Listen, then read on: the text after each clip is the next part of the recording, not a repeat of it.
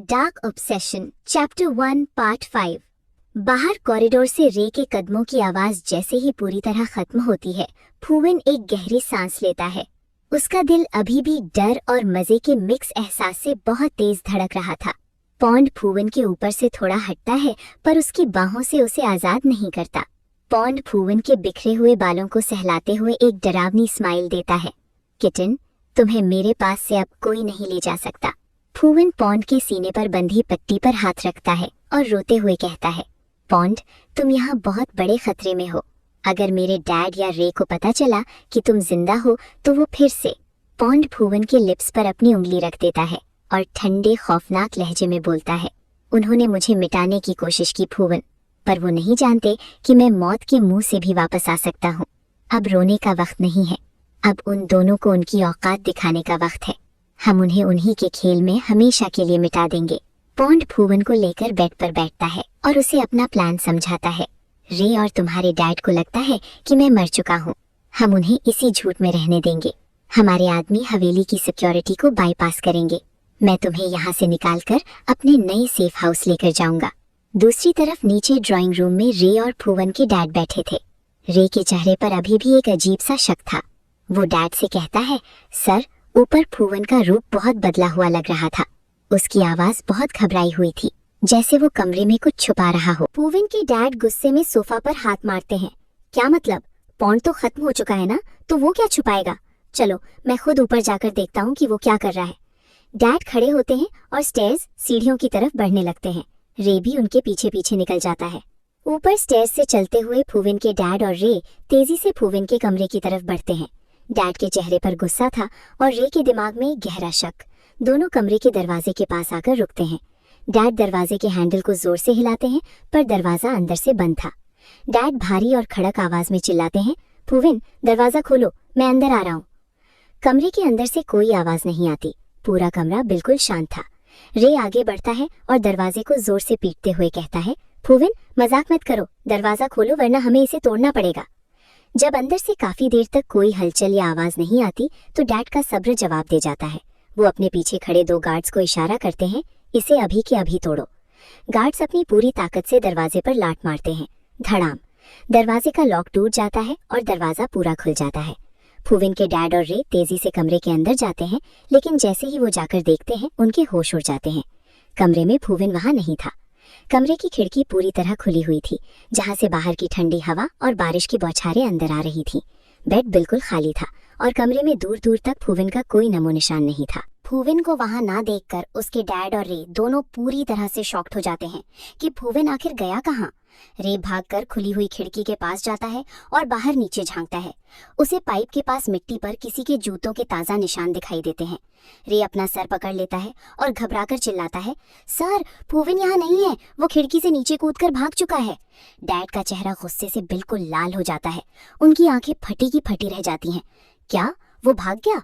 पर कैसे? बाहर इतने गार्ड्स खड़े थे, फिर वो किसकी मदद से भागा और आखिर गया कहाँ? तभी डैड का दिमाग घूम जाता है। वो समझ जाते हैं कि पॉन्ड मरा नहीं है, वो जिंदा है और उनके ही घर में घुसकर फूविन को ले गया है। डैड गुस्से में अंधे होकर रे का कॉलर पकड़ लेते हैं और उसे दीवार से सटा देते हैं। रे, ये सब तुम्हारी वजह से हुआ है। तुमने कहा था कि पॉन्ड आईसीयू में मर चुका है। अगर वो मर चुका था तो मेरा बेटा अपने लॉक्ड कमरे से कैसे गायब हो गया? लगता है पॉन्ड जिंदा है और तुम्हारी लापरवाही की वजह से मेरा बेटा आज फिर उस माफिया के पास चला गया। रे डर के मारे कांपने लगता है। सर, मुझे माफ कर दीजिए, मुझे सच में लगा था पॉन्ड खत्म हो गया है, पर अब मुझे समझ आ रहा है, जब मैं दरवाजे के बाहर खड़ा था तो फूविन अंदर अकेले नहीं था। पॉन्ड उसी के कमरे में छुपा हुआ था और दोनों ने मिलकर हमें धोखा दिया है। पॉन्ड फूविन को शहर के सारे शोर और खतरे से दूर एक बेहद खूबसूरत आइलैंड पर लेकर जाता है। ये जगह किसी जन्नत जैसी थी। चारों तरफ नीला समुंदर, सफेद रेत और बड़े बड़े ग्रीन पेड़ थे।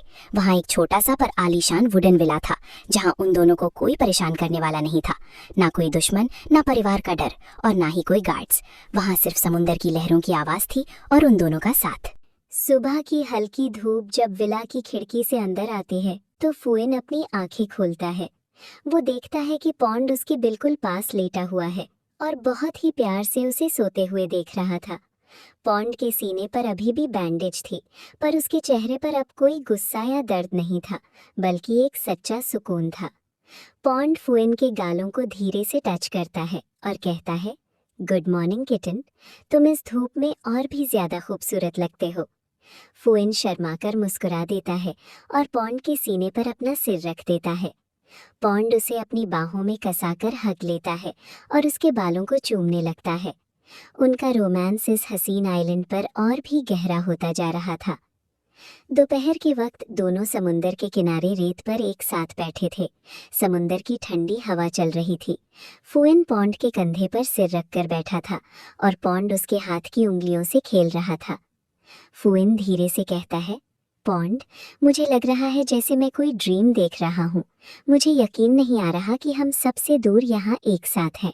मैं इस पल को कभी खोना नहीं चाहता।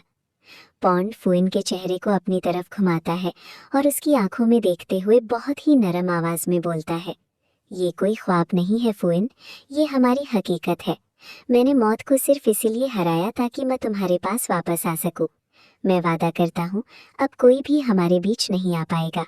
पॉन्ड की इतनी सच्ची और प्यारी बात सुनकर फ्यूइन की आंखों में खुशी के आंसू आ जाते हैं। वो आगे बढ़ता है और अपने दोनों हाथ पॉन्ड के गले में डाल देता है।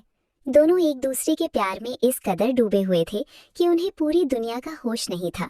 पॉन्ड आगे झुकता है और फ्यूइन के लिप्स पर एक बहुत ही गहरा, लंबा और सच्चा किस करता है। इस किस में ना तो कोई जबरदस्ती थी और ना ही कोई डर। इसमें सिर्फ और सिर्फ उनका बेपनाह प्यार था। समुंदर की लहरें उनके कदमों को छू रही थीं और दोनों इस हसीन जहां में खो चुके थे। शाम हो जाती है और आइलैंड पर आहिस्ता आहिस्ता अंधेरा छाने लगता है। विला के अंदर लाइट चल रही थी और फ्यूइन पॉन्ड के लिए किचन में खाना बना रहा था। पॉन्ड पीछे से आकर उसे कमरे में हक करता है और दोनों फिर से हंसने बोलने लगते हैं। दोनों इस वक्त अपनी जिंदगी के सबसे खुशहाल पल जी रहे थे, पर उन्हें बिल्कुल अंदाजा नहीं था कि उनकी ये खुशी एक बहुत बड़े तूफान से पहले का सन्नाटा है। शहर से दूर समुंदर के पानी पर फ्यूइन के डैड और रे के जहाज बहुत तेजी से इसी आइलैंड की तरफ बढ़ रहे थे, अपने साथ गुंडों और हथियारों का जखीरा लेकर। पॉन्ड और फुविन अभी विला के अंदर एक दूसरे के प्यार में खोए हुए थे कि तभी अचानक आइलैंड के शांत सन्नाटे में बैम बैम की जोरदार आवाजें गूंज उठती हैं। फुविन के डैड और रे अपने साथ हथियारबंद गुंडों की पूरी फौज लेकर आइलैंड पर उतर चुके थे। हवेली के गार्ड्स पर अटैक शुरू हो चुका था। पॉन्ड एक झटके में पीछे हटता है और अपनी लोडेड गन निकाल लेता है। उसकी आंखों में फिर से खून सवार हो जाता है। किटन, तुम अंदर ही छुपोगे, मैं उन सबको मिटाकर अभी आता हूँ। फुविन डर के मारे पॉन्ड का हाथ पकड़ लेता है। नहीं पॉन्ड, प्लीज बाहर मत जाओ। लेकिन पॉन्ड इस बार नहीं रुकता। वो तेजी से विला के मेन हॉल की तरफ बढ़ता है। तभी समुंदर की तरफ से मेन डोर तोड़कर रे और फुविन के डैड अपने गुंडों के साथ अंदर घुस आते हैं। चारों तरफ से गन्स तन जाती हैं। फुविन के डैड चिल्लाते हैं, पॉन्ड, आज तुम्हारी मौत का दिन है, मेरे बेटे को छोड़ दो। पॉन्ड एक सरकी हुई हंसी हंसता है। फुविन मेरा है और तुम सब आज यहाँ से जिंदा नहीं जाओगे। रे गुस्से और जलन में बिल्कुल अंधा हो चुका था। वो देखता है कि फुविन पीछे से दौड़कर आता है और सीधा पॉन्ड के पास खड़ा हो जाता है। रे को समझ आ जाता है कि फुविन अब कभी वापस नहीं आएगा। रे चिल्लाकर अपनी गन सीधा पॉन्ड के चेस्ट पर टारगेट लॉक करता है। खत्म हो जाओ पॉन्ड। क्लिक। रे गोली चलाने के लिए ट्रिगर दबा देता है। गोली चलते ही पॉन्ड को बचाने के लिए फुविन बिना एक सेकंड गवाए पॉन्ड के सामने कूद जाता है। वो गोली जो पॉन्ड को लगने वाली थी वो सीधा आकर फुविन के चेस्ट पर लग जाती है। पूरा कमरा बिल्कुल साइलेंट हो जाता है। फुविन के मुंह से खून निकलने लगती है। पॉन्ड की आंखें हैरानी और खौफ से पूरी खुल जाती हैं। वो चिल्लाता है, फुविन। फुविन धीरे से जमीन पर गिरने लगता है, पर पॉन्ड उसे जमीन पर गिरने से पहले ही अपनी बाहों में दबोच लेता है। फुविन के सीने से तेजी से खून बह रहा था और उसकी सांसें टूट रही थीं। रे और फुविन के डैड ये देखकर पूरी तरह से शॉक हो जाते हैं। रे के हाथ से गन गिर जाती है। उन्होंने कभी नहीं सोचा था कि उनकी गोली फुविन को लग जाएगी। फुविन बहुत मुश्किल से सांस लेते हुए अपना खून से सना हाथ पॉन्ड की गालों पर रखता है। उसके मासूम चेहरे पर अभी भी एक प्यारी स्माइल थी। फुविन बहुत ही कमजोर आवाज में कहता है, पॉन्ड, रोना मत। मैंने अपना वादा पूरा किया। मैं हमेशा तुम्हारे साथ हूँ। I love you. इतना कहते ही फुविन का हाथ पॉन्ड के गालों से नीचे गिर जाता है और उसकी आंखें हमेशा के लिए बंद हो जाती हैं। फुविन की मौत हो जाती है। पॉन्ड फुविन की डेड बॉडी को अपनी बाहों में कसाकर भींच लेता है और पागलों की तरह रोने और चिल्लाने लगता है। फूविन, अपनी आंखें खोलो, तुम मुझे ऐसे छोड़कर नहीं जा सकते। फूविन। फूविन की आखिरी सांस टूटते ही पूरा कमरा बिल्कुल सुन्न हो जाता है।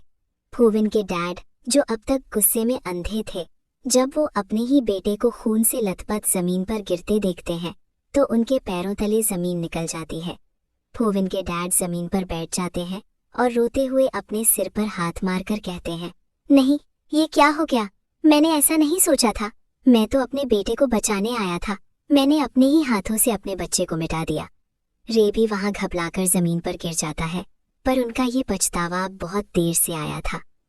दूसरी तरफ पॉन्ड फूविन की बॉडी को अपनी गोद में लेकर बैठा था। वो फूविन के चेहरे से खून साफ कर रहा था, पर उसकी आंखों से अब आंसू भी नहीं निकल रहे थे। पॉन्ड अब पूरी तरह से टूट चुका था। उसके अंदर का गुस्सा, उसका माफिया का घमंड, सब कुछ फूविन की आखिरी सांस के साथ ही दफन हो गया था। वक्त तेजी से गुजर जाता है। फूविन को गए हुए पूरे 1 साल हो चुके थे, पर पॉन्ड अभी भी फूविन को भूल नहीं पाया था। मैंशन में अब अंधेरा नहीं था, खिड़कियां खुली थीं, पर वहां कोई शोर नहीं था। पॉन्ड अब हमेशा के लिए बदल चुका था। वो अब बिल्कुल अकेला रहता था। पॉन्ड सिर्फ और सिर्फ फूविन की यादों के साथ जीता था। वो हर रोज समुंदर के किनारे बैठता, फूविन के पुराने कपड़ों और उसकी पिक्चर्स को देखता और खिड़की के पास बैठकर उन दिनों को याद करता जब फूविन उसकी बाहों में मुस्कुरा रहा था। उनका डार्क ऑब्सेशन अब हमेशा के लिए एक टूटे हुए आशिक के गहरे और अमर दर्द में बदल चुका था।